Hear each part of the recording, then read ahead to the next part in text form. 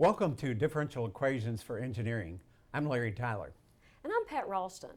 From Newton's laws of motion to Maxwell's equations that form the foundation of classical electrodynamics, ordinary and partial differential equations model the theories of physical phenomena that all engineers should understand.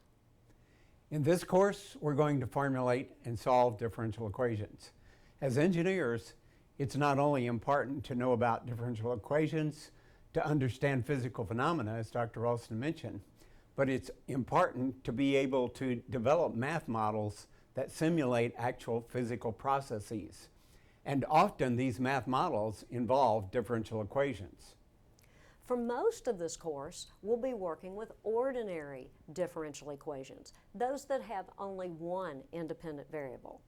Later, we'll introduce partial differential equations, those with two or more independent variables. We'll spend most of our time with first and second order linear ordinary differential equations that model simple phenomena we're interested in. Before we start solving those, let's define some terms. Most of the differential equations we'll be dealing with in this course will be linear, and they will be ordinary differential equations. The total derivative or ordinary derivative that you see right here, derivative with respect to x, that's what you have if you have only one independent variable. And we call this an ordinary differential equation if it's dealing with an ordinary derivative or a total derivative where you have a function of only one independent variable. If you have a function of more than one independent variable, then it's called a partial differential equation. Make sure you distinguish with the notation between partials and total derivatives, or ordinary differential equation and a partial differential equation. And then a linear differential equation is one where the coefficients of the derivatives are functions of x, and we can have this equal to a function of x here. Those have to be functions only of the independent variable. And the derivatives and y itself have to be raised to the first power. Now this is the nth derivative, but it's raised to the first power, and all of these derivatives need to be raised to the first power. If it's of this type, then it's called a linear differential equation. If it's not of this type, if some of these have y's in them as well as x's, or if any of these derivatives are y itself, if they're raised to a power, then it is a nonlinear differential equation.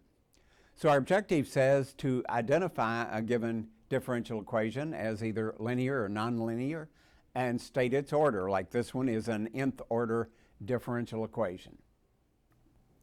We have three examples where we demonstrate identifying whether a given differential equation is linear or nonlinear and determining its order.